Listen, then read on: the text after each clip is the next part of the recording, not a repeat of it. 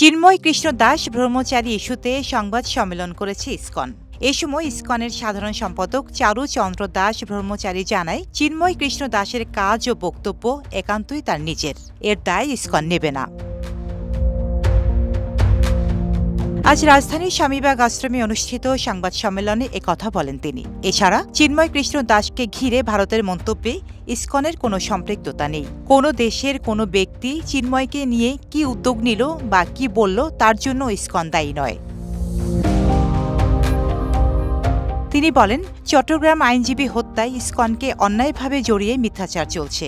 একই সঙ্গে সড়ক দুর্ঘটনায় ইসকন দায়ী নয়। শিশুর সঙ্গে খারাপ কাজসহ নানা বিতর্কিত কর্মকাণ্ডের জন্য তাকে অনেক আগেই চিন্ময় কৃষ্ণ দাসকে সংগঠন থেকে অব্যাহতি দেওয়া হয়েছে।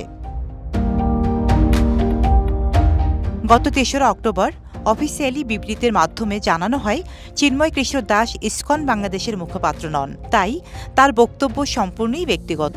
অতএব লীলারাজ গৌর দাস, স্বতন্ত্র গৌরাঙ্গ দাস ও চিন্ময় কৃষ্ণ দাসের বক্তব্য এবং কৃতকর্মের জন্য ইসকন বাংলাদেশ কোনোভাবেই দায়বদ্ধ নয়।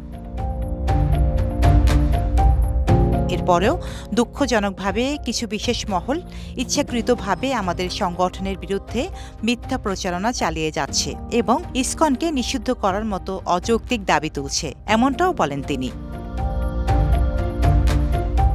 এর আগে গত ২৫শে নভেম্বর বিকেল 4:30টার দিকে রাজধানীর বিমানবন্দর এলাকা থেকে চিন্ময় কৃষ্ণ দাস ব্রহ্মচারীকে গ্রেপ্তার করে ঢাকা মহানগর গোয়েন্দা পুলিশ।